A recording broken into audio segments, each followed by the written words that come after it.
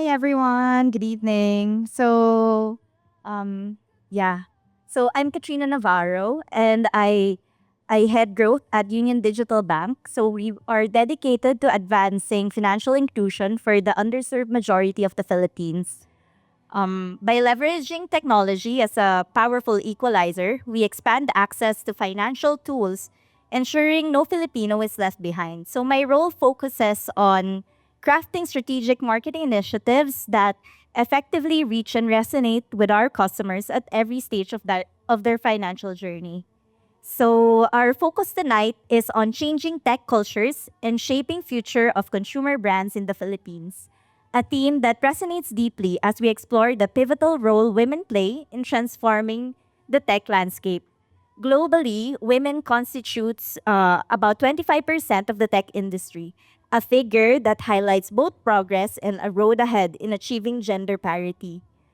Here in the Philippines, we stand out with women, making up to 38% of the tech sector. Yet, the glass ceiling remains notably tough in leadership roles where women are significantly underrepresented. Tonight, we shine light on two trailblazing women who are not just part of the industry but are actively reshaping it.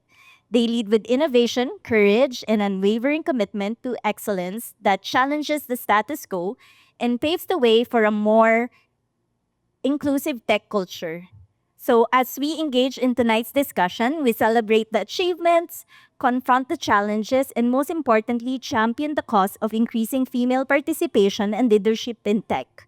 Let us draw inspiration from their stories, learn from their insights, and leave empowered to support and elevate women in our respective spheres.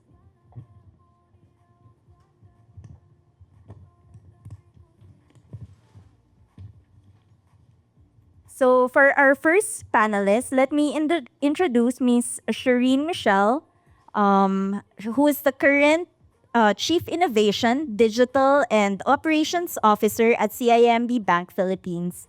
With extensive experience in Malaysia and the Philippines, Shereen has been instrumental in driving significant digital transformation and operational enhancements in CIMB. Her leadership extends beyond CIMB to previous roles where she managed substantial projects integrating digital solutions in banking and led market expansions for iFlix across Asia and the MENA region. Shireen's passion for fitness also reflects her dynamic approach to professional excellence and innovation. Yes.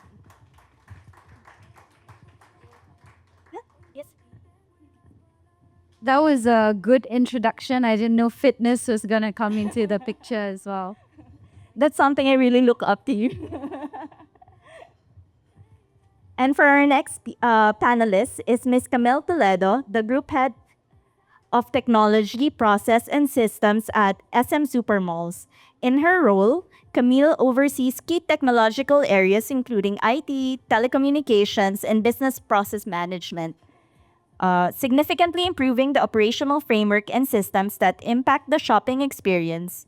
Previously, as head of technology at McDonald's Philippines, she led transformative digital initiatives that garnered significant industry recognition and propelled customer service to new heights. Her strategic leadership continues to drive technological innovations that align closely with business and objectives and enhance customer and employee engagement across her roles. Let's give a hand for Ms. Camille.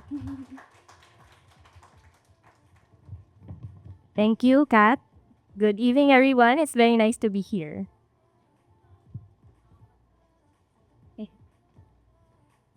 Okay.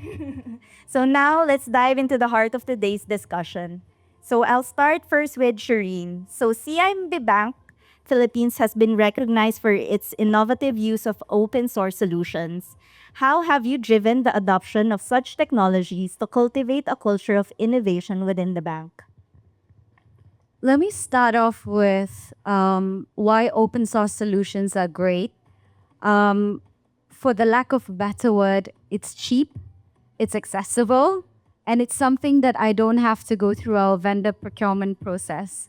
If any of you are from a bank, it's a pain. So the reason why we use a lot of open source is because I also handle the innovation office. So in the innovation office, there's a lot of experimentation, trying to deep dive into problems and finding alternative solutions to those problems. Now, if we go with proprietary solutions, that takes away time and focus in being innovative in the bank. So we focus on open source solutions, try and see whether those solutions can help us in our mission to crack some of the big problems in the bank. So just give an example. I've hired a few fresh grads who are experts in Python, and they have built 2 or 3 applications in the bank that solved issues for me across operations, across finance, and now they're doing it for AML as well. Now, if I tap on a vendor solution, I probably need to hire 3 different vendors, go through the whole process, the whole process of approvals in the bank, go through that whole process of approval, and maybe get a solution that I don't really like. So that's why we focus a lot on open source solutions. I think it's a great way to experiment, to see what you can do, what problems you can solve, and also speed to market. And also it's really economical for your causes. I agree with the open source solution since you also get a pool of talents, right?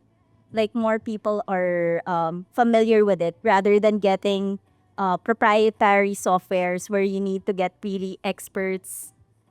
Exactly. Yeah. Okay, so for the next question, so as a woman in top leadership position, what initiatives have you implemented to support and mentor other women in tech within your organization? Yes, yes. First of all, I'd like to brag a little bit about CIMB Philippines. So distribution of leadership team, first of all, is about 50-50. So when I say leadership team, it's the chief level. Now in tech, it's not so much the same, but innovation office is 70-30 and 70% being women. So while I embrace it, I like the idea of meritocracy because I grew up in an environment of meritocracy as well. When I say meritocracy, it's I don't hire you because you're a woman and you should be given an opportunity. I hire you because I think you're damn good and you're fit for the role. And I think when we peel away the layers of gender and just focus on capability, I think women are on par with men too in this day and age. There's no excuse to have disparity or inequality when it comes to percentage of male to female, and I don't think it should be a topic to be discussed because that shouldn't be a factor to begin with. So that's my brag about CIMB Philippines. Now, in terms of what I do to ensure that there's inclusion and also there's empowerment of female in the roles that they have within my team, first of all, again, I don't subscribe to the notion of if I hire a guy, most likely they're better in tech. If I hire a girl, she's most likely better in marketing and creatives. There's none of that. So whatever the role that I have within my team, gender aside, you're supposed to do what you're supposed to do. And that's how you're judged based on meritocracy. It's plain and simple. So I wish everyone had that mentality. But the reality, it's not, right? It doesn't happen everywhere. Unfortunately, there's a little bit of biasness still in this day and age. I think Philippines is really great. It's not a very patriarchal society, I think. I come from Malaysia. So here I see it being a bit more equal. But then there's also societal factors that come in that would sort of shape the constructs of a company, and it affects judgment as well, especially when it comes to certain gender. When I say certain gender, not the females. So yeah, so we have to also be not ignorant to say that there's no biasness and judgment on that front. But I think we're at a stage where we're cracking it, and times have been much better than they were even like 15, 20 years ago. I agree. And then I think like whenever you hire also, like there's certain qualities where I think somehow men are inherently good at, women are inherently good at, and even like the other genders are inherently good at. And then I feel like somehow I'm not trying to be gender biased, but like women tend to be more, I guess, in tune with their emotions, not in a bad way, but it's more of like in tune, like their gut feel, I guess. Yeah, I agree with that. So biologically, we can't change our biological makeup. So women, especially women who have had children, scientifically it changes the construct of your hormones, your mind, and you can I'm trying to remember. I did pre-med before, but I could be wrong. So you guys should go on ChatGPT and check this. But I think women after childbirth, the structural makeup of your brain also changes because the nurturing part and the caretaking part becomes inherently stronger. And that's biological. So those biological makeup do reflect in your work as well, right? I'm a very strict supervisor, I have to say. But the moment one of my team members say, "Oh, I'm sick of," or "I'm in trouble," I can imagine like some of the male bosses go like, "Okay, go and leave." I'll go like, "Are you okay? Do you need medicine? Like, do I need to take you to the doctor?" So it's something that we kind of avoid, right? Like women are inherently more caring, and sometimes in the decision that we make at work as well, we're not as strong. Like when we see someone arguing with us or perhaps start feeling uncomfortable, I think we're more in tune with our emotions and go like, okay, maybe now I should back off a little bit and speak to them later. It could just be me. I don't want to sound like I'm representing all the women here, but I think biologically our makeup is different and it does change a little bit the style of leadership.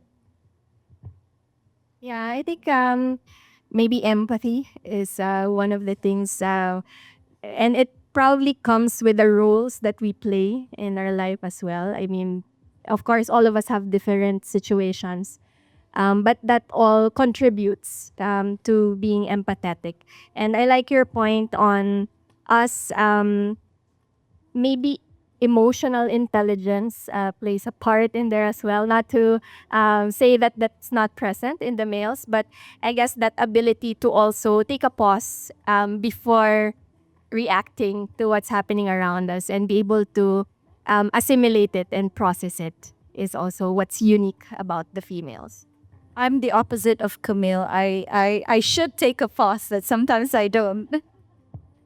Yeah, I agree with empathy. And then actually even the hormones somehow it plays a role since there's this like feminine cycle where at times sorry for a lot like menstrual period where you're really like low on energy, and then there are times where you're high in energy. Okay, so for Camille, SM Supermalls has been proactive in integrating technology into the retail experience.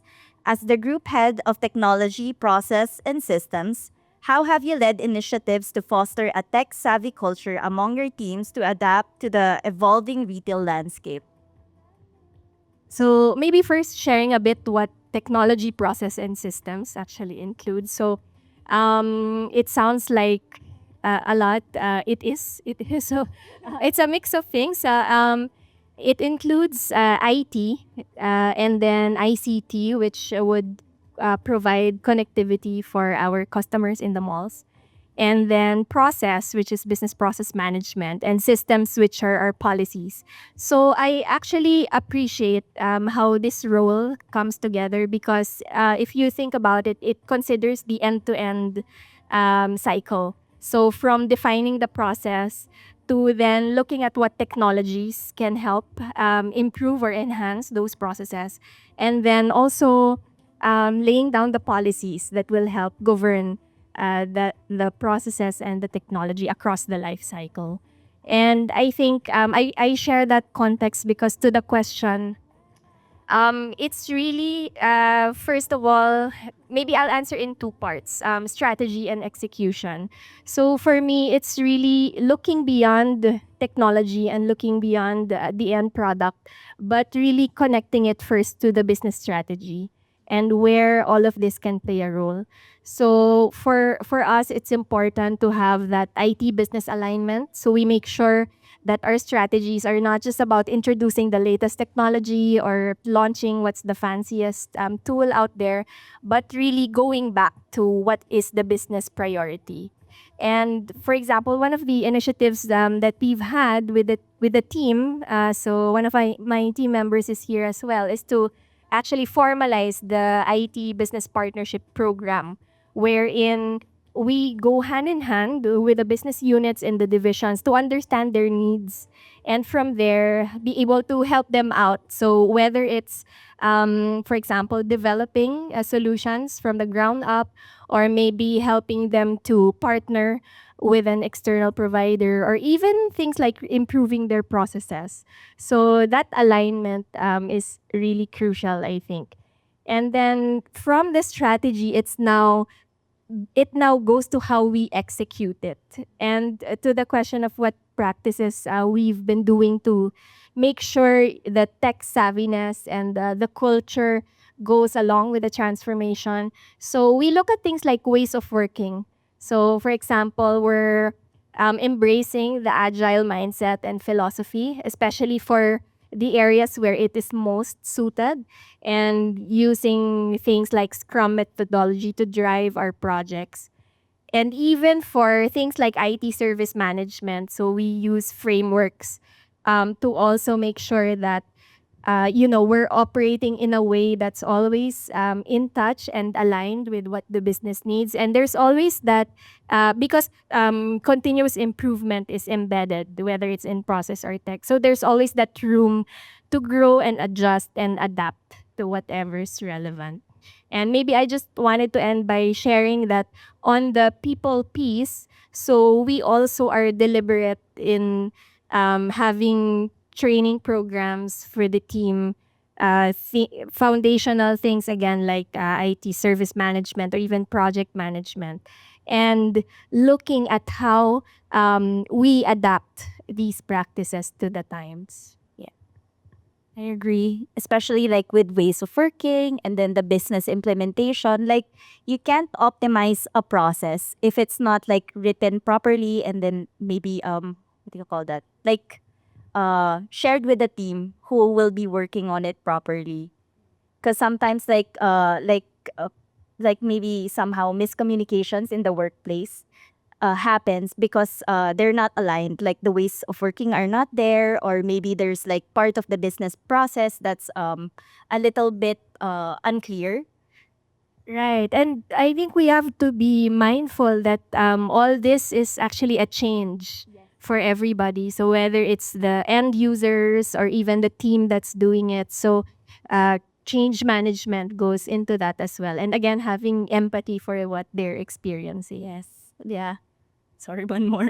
Because like with every change, somehow, of course, like if you change one thing, there's really an education that comes in it. So to maybe like whenever you change a process, there's somehow like a change of paradigm, and not really, like there's a shift in from previous ways to working to like a new system, especially when you're moving from when you're making digital transformations. Yeah. Yeah. And I mean, we always have to ask, right? What's in it for them? So that's why it always has to translate back to what is the value. Because change without any purpose behind it, of course, you'll meet resistance, right? So you have to clearly articulate. Actually, the best scenario is that they are also with you in the change, being the business owners or the process owners. So they have to embrace it Yeah. Yeah, I really like the part where people understand the purpose of doing something, the why. My team members are here as well. I'm very notorious. Whenever they come to me with an idea, I'll ask them, I'll look at them in the face, go like, so what? You're proposing this, so what? Like, what are people going to get out of this? Every single proposal, I would ask them, every single page that they present, so what? So that also changes the way we work and the way we articulate our ideas to people, and also sort of keeps us in check. Go like, okay, this is brilliant. Everyone's talking about Gen AI. I'm going to segue a little bit. Gen AI, like we should adopt it in the bank today. We should do it here, do it there. I'm like, okay, you're going to bring it to the bank. And so what? What's going to change? Well, how do you measure success for this new thing that you're trying to implement? How is it going to tip the scale for us in terms of our offerings to our customers? So what? And if you can't answer that, then there's no point even introducing ways of working. Your purpose is not there to begin with. I really love the so what, because I've been experiencing that question right now a lot, and then sticking to the purpose. Okay, so for our next question for Camille, considering the underrepresentation of women in STEM fields, what strategies have you employed to encourage more women to pursue careers in technology within your organization? Okay, maybe I'll start by sharing that actually when Sirish invited me to this, it really connected with me because it's my personal advocacy as well, to get more women into technology. So I think of it as my way of giving back because having started as a, okay, I'm gonna date myself, as a COBOL programmer. Yes, decades ago. And I'm fortunate enough that throughout my career, I've had mentors, many of them female. And this is really like one way that I see of how, I can also give back. So I'm personally part of the Women and Youth in Technology chapter in the Philippine CIO Association. And we tackle issues like this, like how, or challenges, how we can bring more women into technology because we know it benefits everybody in the system. And secondly, again, having gone through my career and fortunately having mentors also that are female. So coming to the question, I think some of the strategies we employ, so it's really looking across the employee life cycle. So I think you mentioned hiring a while ago. So from hiring to how we engage them, to how we manage their performance. So it's not about singling out women either, but it's really more about making sure that we are fair to everybody. So I like your term on meritocracy. And also making sure that there is equal opportunity regardless of the gender. So I think that's a good way to look at it. It's really from across the employee life cycle. And I was sharing a while ago also that it even extends before that because we also have to look even prior to them joining the workforce. So that's why the youth and technology also resonates with me because the question is how are we also encouraging students, let's say, when they choose their university degrees or when they choose their specialization, how are we encouraging them? How are we showing them that there are these options that are available to them? And especially with the pace that things are going. So they say, right, that the jobs that we have now might be extinct years or decades or even a few years from now. So it's really about opening their minds as well so that even prior to them being ready to join the workforce, then they know that there are these alternatives. And I think overall, it's really within the workplace, just being mindful of creating an inclusive environment for everybody, um, making sure that our practices include women, but also all genders.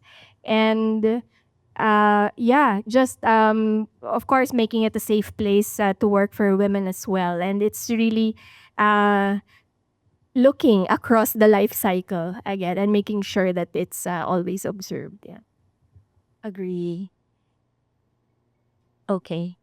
Shireen, anything to add? Or yeah. I think Camille just got a new fangirl because you know Cobalt, and that's like one of the hardest programming language. I can't understand it. So yeah, that's my biggest key takeaway from her speech. Okay. So for the next question, in an industry where women are underrepresented, how have you navigated challenges and leveraged your position to promote diversity and inclusion within your teams?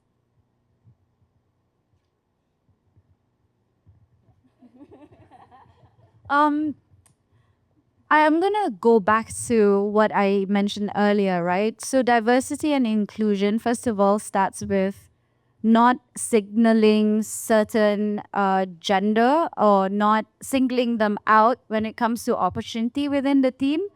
Um, that's number one. Number two is we focus a lot on upskilling. So people talk about women in tech like it's an option. It's no longer an option, guys. Every single thing that we do involves technology.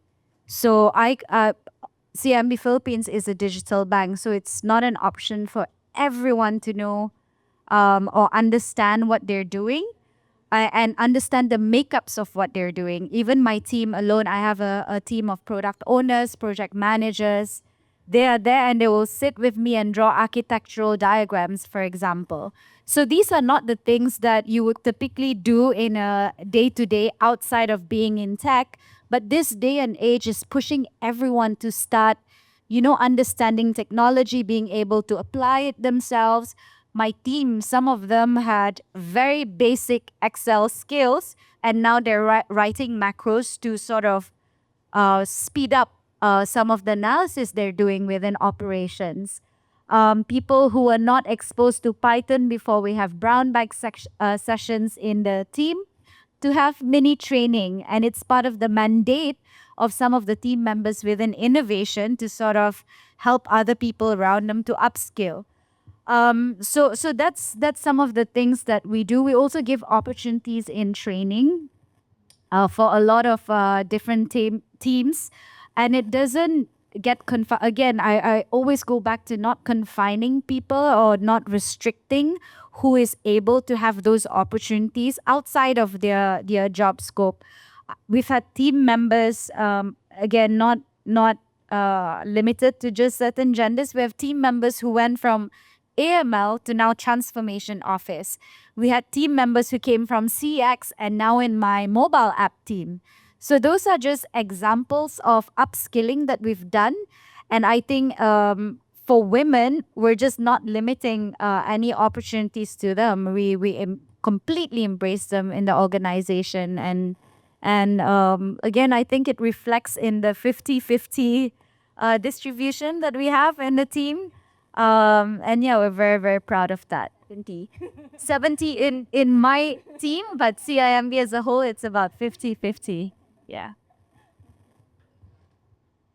Yeah, it's similar to ours as well. So I like your point on the learning piece and the upskilling piece. So it's also making sure that they have these avenues for learning. So we have LinkedIn Learning, for example, enabled in our organization. It's not limited to any specific group. So I think the key also is in the personal leadership of the female. So it's on one hand, the organization, implementing these initiatives, but it's really also up to the individual to take advantage and take that personal responsibility to maximize these things. And from there, then that whole leadership opportunity opens up as well. So I think what we can do as leaders in the organization is to make sure that these are available and that again, these are based on merit and based on their performance, but also then it's up for the individual to also embrace these challenges and uh, hopefully as aligned with their purpose, pursue also these leadership opportunities. And I really like that as well. And then leadership from up top also matters. Yeah, I like how what you do, mentorship and things like that, because you'll never know what little girl is just watching you and just be in awe. Like, hey, I want to be that one day. I can be that one day. I can stand up on a stage and talk about tech to a room full of men.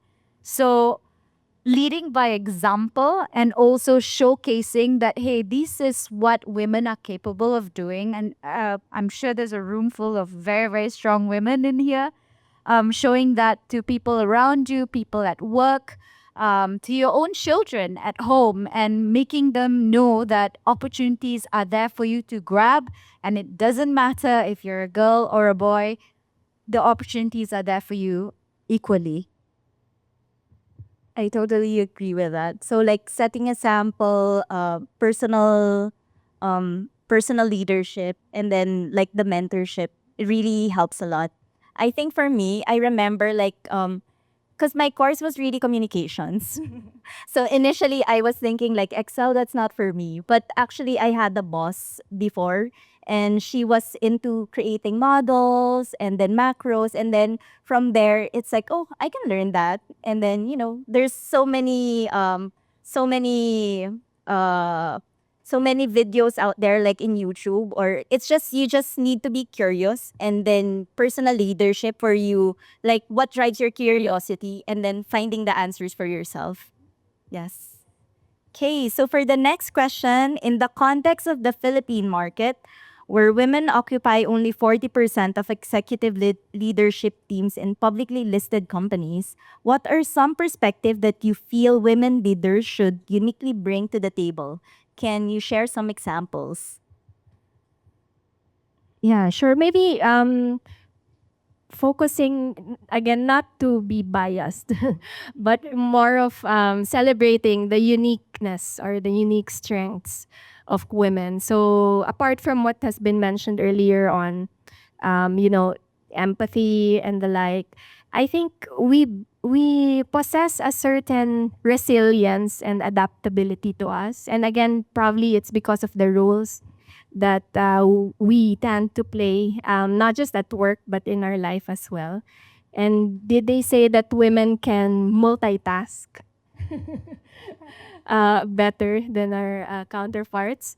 But yeah, I think it's really looking at how those unique traits or strengths can contribute to the way we work. And then it will grow from there, because then it starts with you as the individual, and then you're able to maybe influence your team, and from there, it grows to the organization, and from there to the society at large. So I think it's looking at how we harness these skills, and not underestimating the impact that we make, because as you shared, right? Maybe there's for example, a young girl who's watching, and to her, it opens up the possibilities that these can all be true for her also. For me, again, we keep saying this, we're not trying to be sexist, but I'm a very detail oriented person, and I realize the females in my team are a little bit more detailed than the men. Sorry to the men in the room, but it's not good or bad. I think the fact that there's diversity, so I get a bunch of cowboys in my team who are visionaries, and they're mostly men, and then the girls who are a little bit more meticulous, a little bit more, I would say, intentional in their approach. They detail pros and cons, and both come together and they create fantastic work. Female alone, I'm not saying that we can't create a whole an organization with all female, but being a little bit too detailed when you're crunched for time and a little bit too risk averse is not good either. And being too much of a cowboy, making decisions, being brash in your approach is not great. But diversity and bringing those two together is really great. Even when you think in the context of nationalities in a team, when you have a team with different cultures and different nationality and different upbringing as well, right? Let's bring in the social aspect. The way you think, the way you speak, the way you approach a problem will all differ. And that diversity usually gives you a much, much better outcome than when you have a single minded team or gender or race or nationality. And I say this as well because even in CIMB, so I started off in CIMB headquarters in Malaysia. When they hired me for the role, I was the only non-banker in the team, and they said, "This is a deliberate decision. Times are changing. We don't want a bunch of old, not old, but bankers. We want fresh blood to come in, people from startups, people from different industry, non-bankers. Come and shake it up a little bit. Change the status quo. Let's not be this anymore. Let's see what more we can do with this new diverse group of people." So again, like women bring diversity to the table. And I think men and women, we can't live without each other. And the same in the workplace. I think working together and having that equality and having both perspective, the outcome would be much better than a single tilted or biased towards a single gender. Totally agree. So I think like the different genders, they really bring in different traits, and it's up to us to like be confident in our own uniqueness. And then like the synergies when like different people go into one room, as long as maybe they respect each other and then they have the common goal. It's like I think there's like magic there. Oh, hi. And then for the last question, like with the rapid digital transformation accelerated by the pandemic, how are your organizations ensuring that technological advancements translate to genuine value and improve experiences for consumers while also promoting gender diversity in tech roles? Yeah, again, coming back to it being linked to the business priorities, right? So, one of those for us, for sure, is customer centricity. And it's one way to make sure that we always stay relevant, because if we start with a customer, then we know that we're always being in touch and in tune with what they need. So, yeah, and of course, we know that customer preferences, they change quite rapidly, and it's important to stay grounded in that and stay focused in that, and then have the agility to be able to pivot whenever it's needed. I'm gonna bring in the story of CIMB here. So CIMB came to the Philippines about 6 years ago, and if you guys still remember, it feels like a lifetime ago. The pandemic happened about 5 years ago. So was it 5? Yeah, about 5 years ago, half a decade. And when CIMB came to the Philippines, we didn't come through acquisition. There was no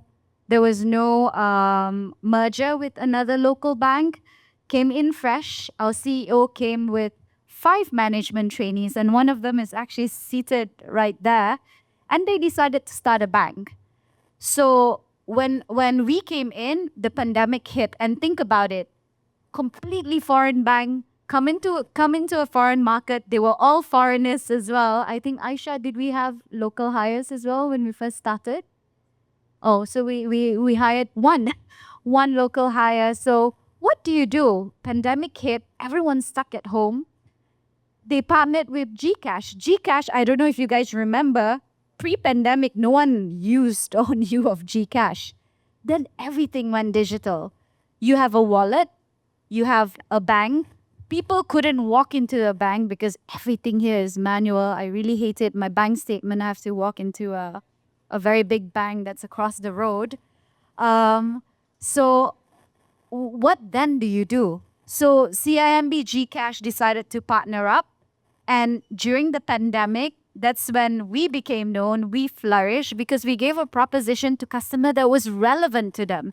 I would say the pandemic was a blessing to CIMB Philippines because that acceleration or needing things to be fully digital really, really spiked during that time. We were the first bank to have within 5 minutes account opening. Pre-pandemic or pre-CIMB, interest rates were less than 2% in this country. Right now, like our last promo was how many percent? 25%. That was not known at all. And that is not possible when you think about banks with a lot of branches. You have a lot of overheads, a lot of your cost is so compressed because of all of the digital non-digital branches that you have. And with digital bank, you can scale, and you scale with technology. So again, that's my little ad about CIMB Philippines and our growth. But I think the pandemic has truly accelerated our growth. I wouldn't say it was the pandemic alone. It was like a really good team that our CEO had, really good ambition and foresight to know what is relevant to customers. I think that's really, really important. Whatever you do it for customers. Don't do it because, oh, my operational process needs improvement. Why do you want to improve? Always go back to the why, which is we want to give the best damn proposition to our customers. So with that in mind, like everything that we did was curated. It was our Northern Star in the organization. What can I do to alleviate pain points in the Philippines when it comes to opening of bank account? How do I promote financial inclusion for people who are not very uh, who are not very well versed with the formal financial instruments or structures? Because I think the banking rate 5 years ago when we came was about only 50%. So alleviating that fear as well that, hey, digital bank, foreign bank, who are these people? So Gcash helped us with that too because our brand was on Gcash. Obviously, Gcash is a very known brand. So I would say for us, the pandemic was a factor, but it was a mix of all things that came together and coalesced into this organization that we have today. I think pre-pandemic, like Filipinos were very wary of technology, especially from a bank, because like they're gonna put their money in something that's online, and then I think with Gcash and then CIMB during that time, and yeah, somehow they're less. Actually, they don't have a choice because they can't go outside, so they have to really like onboard, try to do their online transactions. The same with e-commerce, right? Remember, like, think about it 10 years ago. People were, I remember my parents were like, hey, what's this Shopee Lazada thing? And they're like, hey, can I buy? You think they will like cheat and like not give me stuff? And today my mom has parcels every day. And I'm like, why are you buying a pen on Shopee? Like, go to the shop. So that shift in behavior took a while for e-commerce, I would say, because this came in aeons ago. But again, during the pandemic, right, it completely shifted the way we behave, the way people operate, and that trust element. You don't have a choice.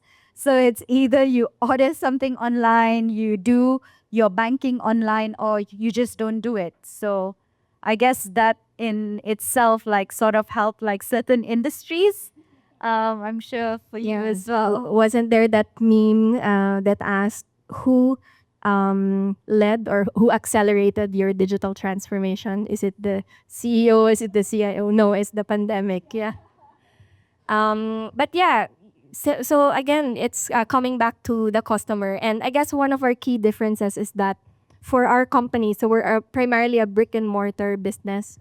And that's why coming back to the customer, even as we talk about digital transformation, is especially important because then we get to make deliberate decisions on both, again, strategy and execution. And it's all about the omni-channel customer experience. So whether it's from online to offline or vice versa, and following the customer through their journey to make sure that things are integrated both at the front end and even at the back end, as well as we deal with things like data and enriching their engagement across the platforms.